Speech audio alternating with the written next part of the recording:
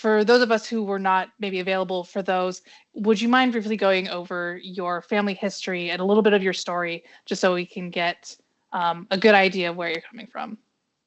Absolutely. My family had this thing that we called our family cancer. We knew that what was going on was hereditary, but we didn't know what that really meant. And at the time, many years ago, there wasn't testing available. There wasn't even, I don't think, an identification early on for what was happening in my family. But now we know that we've had 6 generations of something called Lynch Syndrome. When I was first diagnosed, it was called Hereditary Nonpolyposis colon cancer. Short was HNPCC. And I'm really thankful it got the name change that it did. But what that looked like in my family was, wow, 13, and I need to change that now, 14 different kinds of cancer in 13 people, and 10 of them died because of those cancers. And I want to clarify something. There are 10 cancer deaths in my family, but like everybody, there's 2 sides to that family. 8 of those are on my maternal side.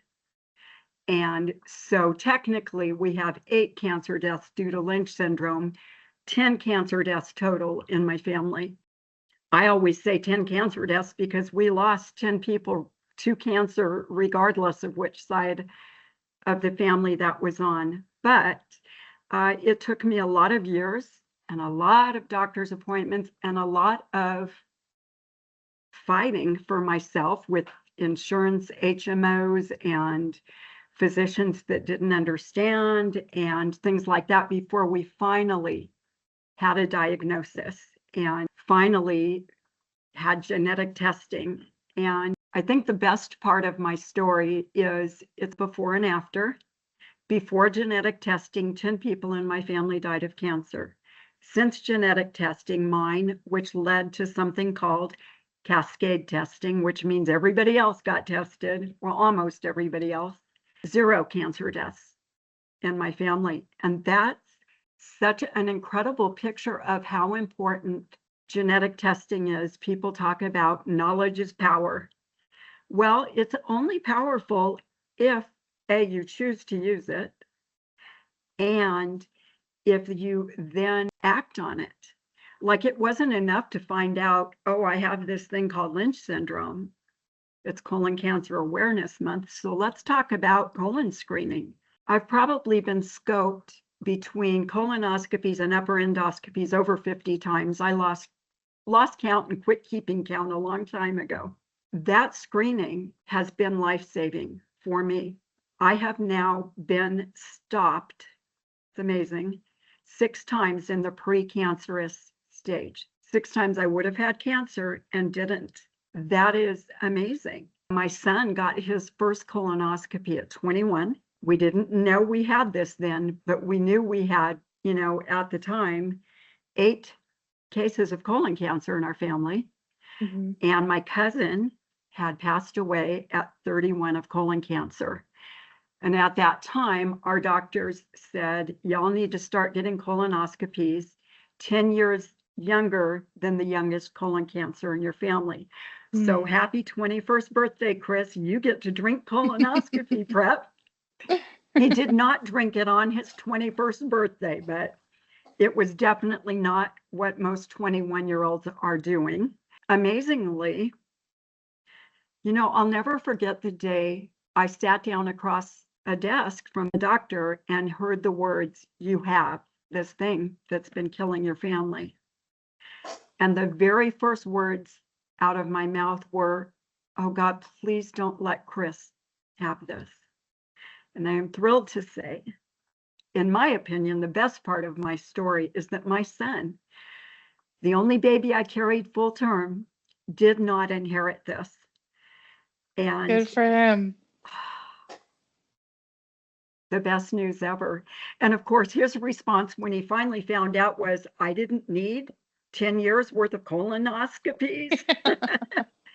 And now he has turned 45 last year. And it's like, oh, guess what? You get to start up again, Chris. Even though you're in the general population guidelines say get your first colonoscopy at 45 now. Yeah. My friends and I have this little saying of 45 is the new 50. And that's true when it comes to colon cancer screening. Yeah. So that's kind of my family's story. A lot of cancer, a lot of different kinds of cancer, a lot of people impacted. For years, 15 years of me telling my story, I talked about 5 generations. And now I say 6 because my cousin had 2 daughters that had to grow up without their daddy. And they each became moms. He never got to meet his 4 grandchildren. And I don't know how many years it's been now, but a few years ago, a little more than a few, they became old enough to get their genetic testing done. Each of his daughters has 1 Lynch positive child. Both are girls. And I'm happy to say that now we have not 2 new people with Lynch syndrome, which we do, but we have 2 new Previvors in the family. Yeah. Previvor is, I'll never forget the first time I heard the word Previvor. I was so excited by it because it's what I am. A Previvor is someone who has a hereditary cancer syndrome and has not had cancer. After I spent most of my adult life waiting for my turn to die of cancer, and I said that right, I wasn't waiting to get cancer. I was waiting to die of cancer. After all those years of that, to be 68, which I never thought I would actually live to, and be a Previvor is the most amazing thing in the world. I'm just so full of gratitude for amazing doctors who are making sure that I have all the surveillance I need, that even if I'm not a Previvor and I am one day diagnosed with cancer, it will be in a very early stage. Because there are guidelines. You don't just get tested and find out, oh, guess what? You've got a hereditary cancer mutation. That would be silly. Why find out you have something if there's not action? Yeah. That can be taken, and that includes surveillance. I get MRIs and I get endoscopies and colonoscopies and cystoscopies. I used to joke, anything that ends in oscopy, I get it once a year. But those are all things to help me prevent having cancer, or if I do have cancer, find it in a very early stage. That wasn't a blessing that 10 people in my family had. They died because of many cancers that could have been prevented, like colon cancer. I would love to share an analogy. Maybe this is a good time to do it. Years ago, I first started telling my story, and I heard a medical oncologist named Larry Geyer speak, and he used the best analogy I've ever heard. I have it printed on my business cards with a picture of some train tracks. And here's the analogy. Families like mine that have a hereditary cancer syndrome and don't know they have it are like entire families standing on train tracks. They don't know the train is coming. Well, yeah, 10 people in my family died. But the train is mostly full of preventable cancers. So every time, as a medical provider, you identify one patient, in my family, that was me, you may have just rescued that entire family from the train tracks. My family's not on the train tracks anymore, but so many people still are. It's why I share my story. It's why I became an advocate. Let's talk just about Lynch syndrome. And there's a lot of hereditary cancer genes. Yeah, so many.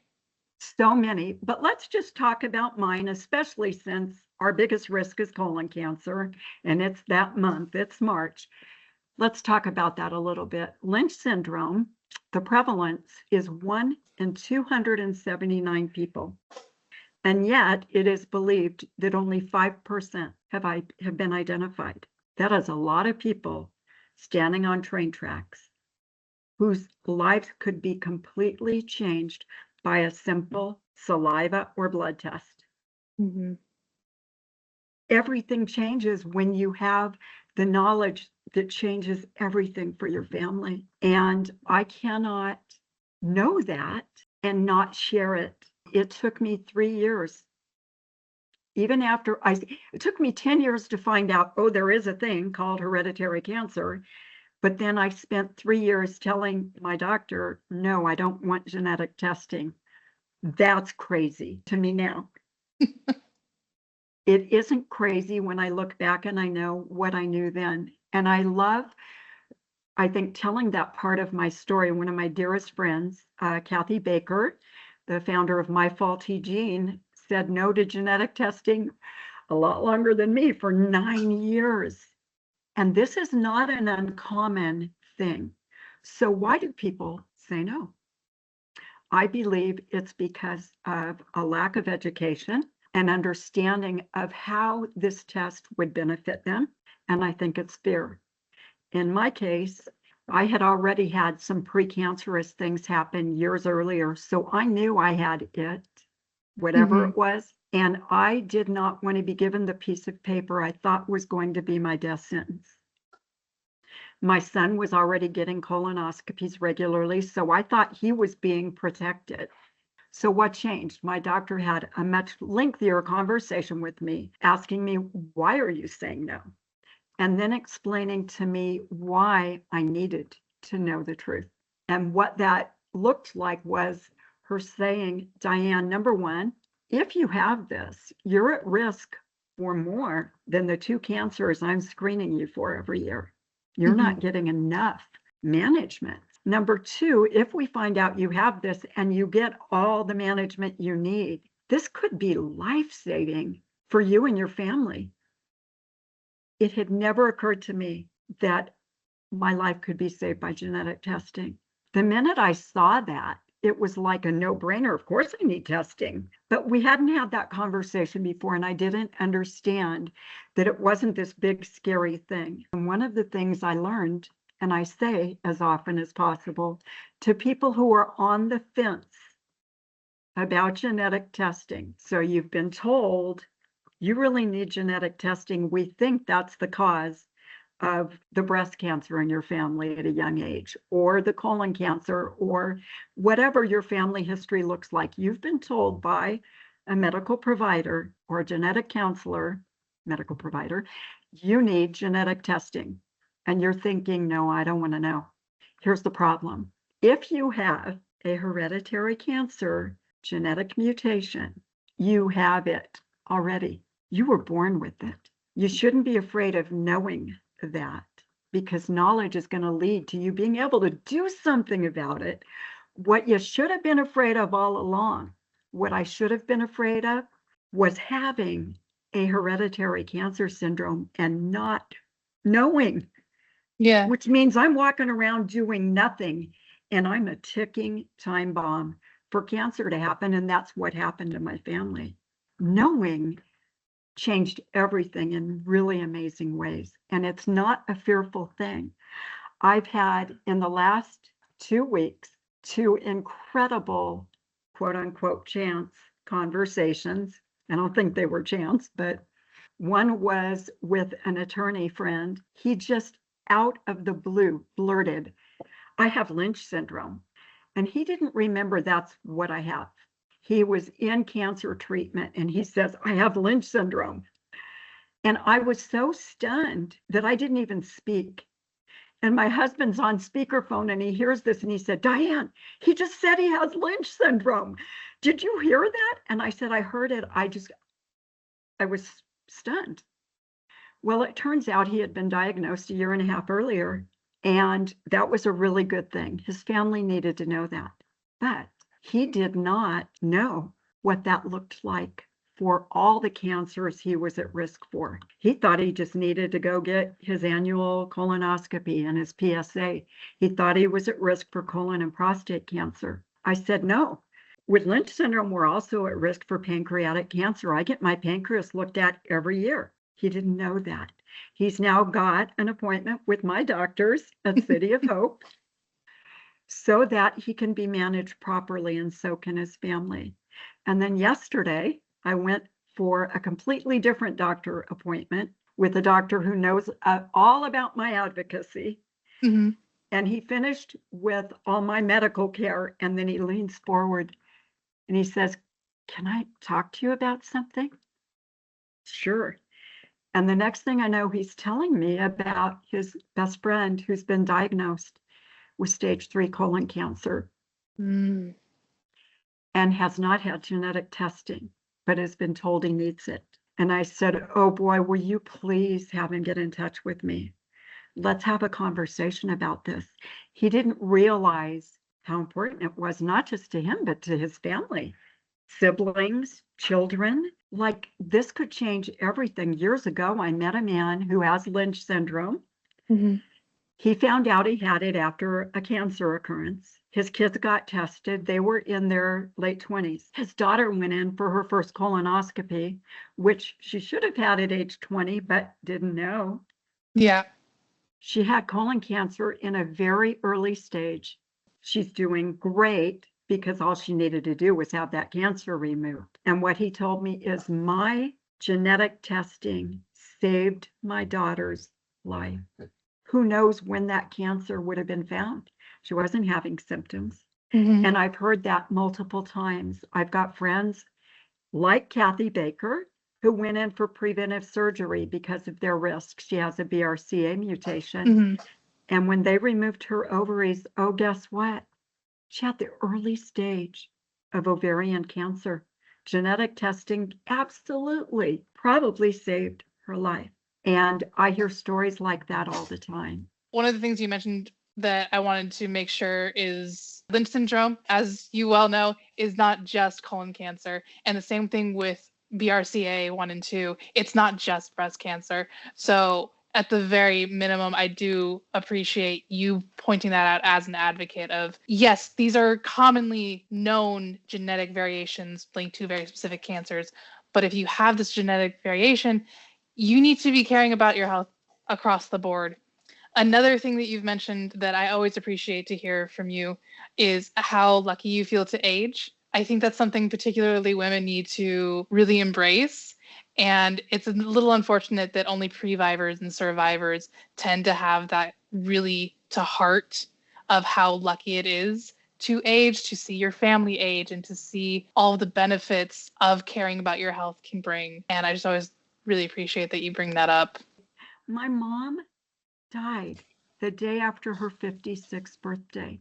Her identical twin died at 58. How dare I look at wrinkles and be bummed about them when they never got to age to 68? Getting old is a huge blessing, and all that comes with it is a huge blessing. So I appreciate you noting that. Every time I think about aging, I think about the people who didn't get to, like my cousin who died at 31 of colon cancer. My dear friend Joan Rush, her husband Alan Rush, have a Lynch syndrome organization called the Jacqueline Rush Foundation, named after their daughter Jacqueline, who died at 23 of colon cancer. If they had known they had Lynch syndrome, her symptoms when she was 16 would not have been ignored. She would not have been told, like so many are, "Oh, you're too young for colon cancer. It's probably just hemorrhoids." And symptoms are ignored.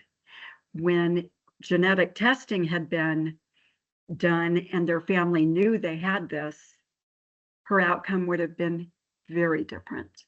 So many people that I have met who are advocates, Kathy Baker, Joan and Ellen, many others, they've taken this horrible thing that happened in their family and used it to help others. They said, "I don't want to see this happen to somebody else." It's what all of us do as advocates. We try to use this thing that happened to make sure it doesn't happen to somebody else. As advocates, we get to do a lot of really amazing things, like go hang out all day at medical conventions, which I actually thoroughly enjoy because I get the opportunity to educate providers about hereditary cancer using my story. But one of the huge blessings is tomorrow I get to go down to Tucson, Arizona. I have been invited to the PGA Cologuard Classic golf tournament. Woohoo! Hey, you know what? I wasn't planning on doing this, but that's my golden ticket. Oh, would you look at that? That's And beautiful. they have this thing called Para-Pro program, and each of those professional golfers plays either in honor of a colon cancer survivor or in memory of somebody who lost their life to colon cancer. Says in memory of Don Clark. And Billy Mayfair is the pro that's going to be playing in honor of my cousin. And I'm super excited because this man is an amazing golfer, the only pro golfer to ever beat Tiger Woods in a PGA tournament shootout. Like, how cool is that that's my pro? But also he's a cancer survivor himself, and I'm going to be meeting him on Saturday, and I'm super excited. This is just a really fabulous pro golf event. I don't remember the number, but there's like hundreds of advocates and colon cancer survivors that are invited.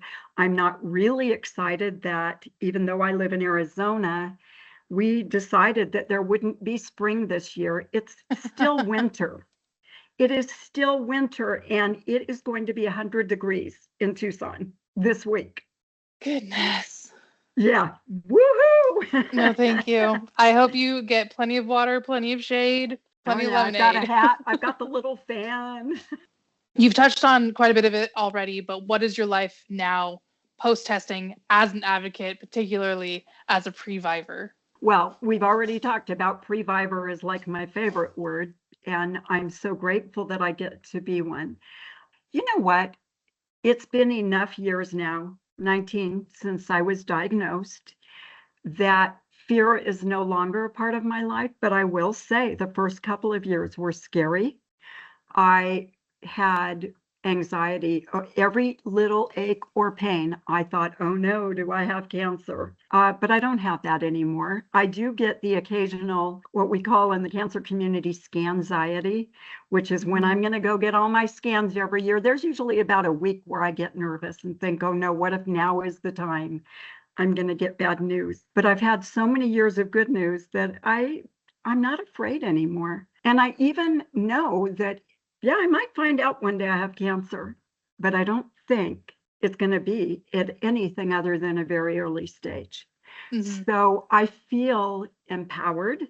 I feel thankful, so very thankful. I feel concerned for all the people walking around who need genetic testing and don't know it. It fuels me getting on airplanes and going and staying in hotels and standing in medical conventions and talking to providers and telling my story, because I can't know this and just go on with my life and be like, yay, I'm a Previvor, when people are walking around who could be Previvors but might not be because they didn't know they needed genetic testing, or they'd been told they needed genetic testing but didn't understand why they should say yes to it. Somebody quoted me and said that I had learned that cancer was something that could be prevented, not something you die from.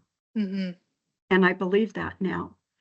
In many cases, people do still die of cancer, in particular colon cancer, and at younger and younger ages. But number one, colon cancer screening can change everything. And number two, genetic testing can absolutely change everything, not just for you, but for your family. My sister has survived cancer multiple times now, and I don't believe she'd even be alive had we not found out through genetic testing what was causing the cancers in our family. And I have nothing but gratitude that she's still alive. My other two sisters did not inherit this. That's another thing. Let's talk about that. The power of a negative result. Just because you have genetic testing and you've got a family history doesn't mean you have it. You might find out that all this cancer you were worried about, you're not even at risk. Like my son, he's in the general population bucket, not even the family history bucket. And as you've mentioned before, I believe you had a story where you went to a convention, and I'm not sure if it was Dr. Lynch or a different provider who was doing a presentation. They were talking about framing how even a positive result is not a death sentence, and it's not actually the bad result. Yes, I have met Dr. Lynch, and that was like the highlight of my entire advocacy career, so to speak. But he isn't the one who said what you're talking about. Can't even remember the name of which doctor I heard say this. So if you're out there and you hear this, I apologize that I'm not sure who to quote. But it was a conversation where I heard a doctor talking to other physicians about the conversation of giving genetic test results to their patients. When I was told, oh, you have this mutation, it was framed to me as, we have bad news, you have this. And then I didn't hear anything else. All I'm now thinking is, oh no, what if Chris has this? And what does this mean to my family? And all I heard was bad news, and that's all I could think. What he says to his patients, and I think it's brilliant, is he sits them down and he says, I have your test result and I have good news. We now know what is causing the cancer in your family. And because we know that, we are going to come up together with a plan in how to prevent you from getting cancer. If I hear good news and I have a plan, now I'm listening for what's the plan, not freaking out over the bad news. And I really think that that's a brilliant way to tell somebody they have this.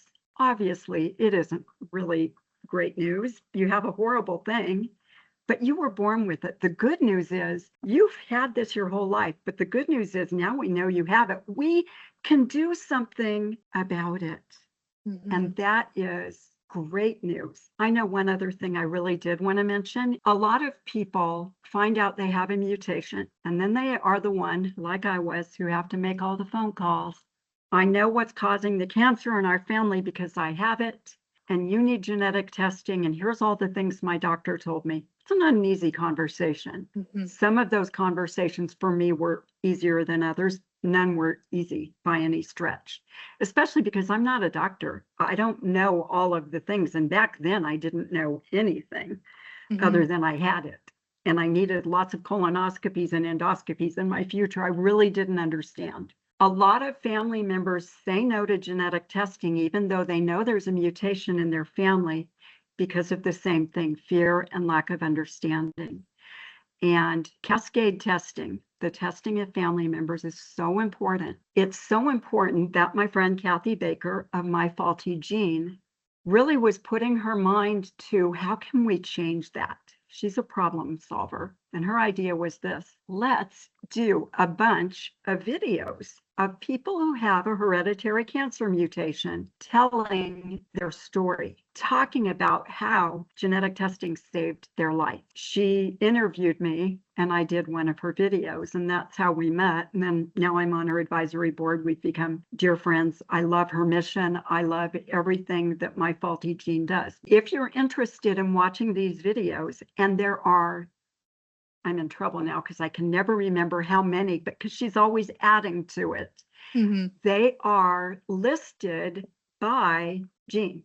So if you just found out somebody in your family has a BRCA1 mutation, go to familygeneshare.org and click on BRCA1 and hear somebody with that telling their story. Or in my case, click on MSH2/EpCAM and find out what that's been like for my family, or all the different genes of people. John Brune is a 3-time Emmy Award-winning videographer, and that's who she has had do all of these videos. And this man is brilliant. Kathy's a great producer, and they have done such a great job getting these videos out there to help people see others telling their stories. When I was first diagnosed, one of the hardest things was how alone I felt.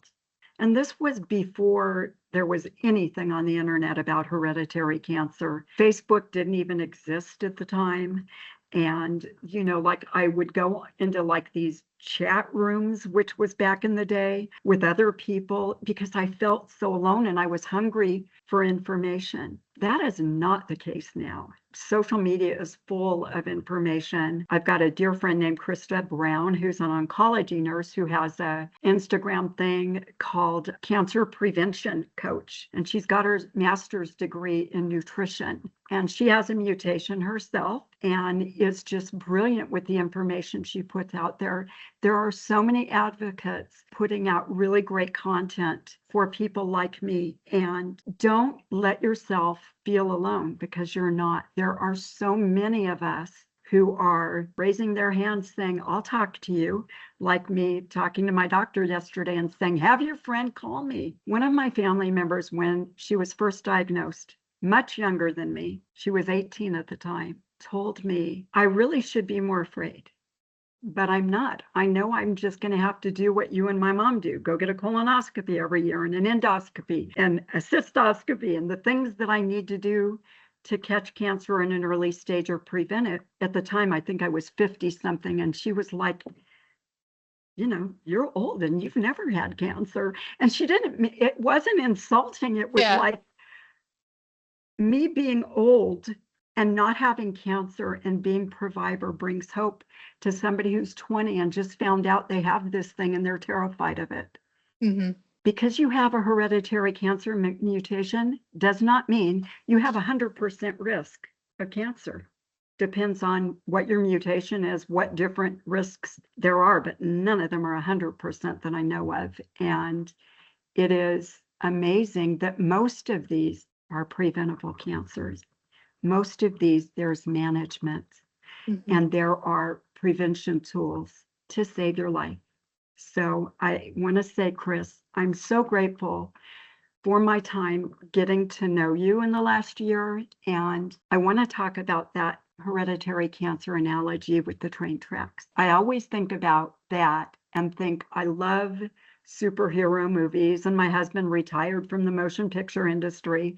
So I'm definitely a film buff. In the movies, who swoops in and rescues a whole family that has, that are stuck on the train tracks? It's like somebody with a cool costume and a cape and a cool name like Superman. But I see all of you who do this work in genetic testing as real life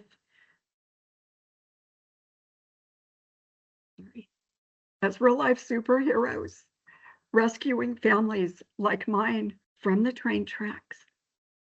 And that is something I will ever have nothing but gratitude for. So thank you for pouring your heart and soul into making these videos for social media and making sure that people know this information that could save their lives.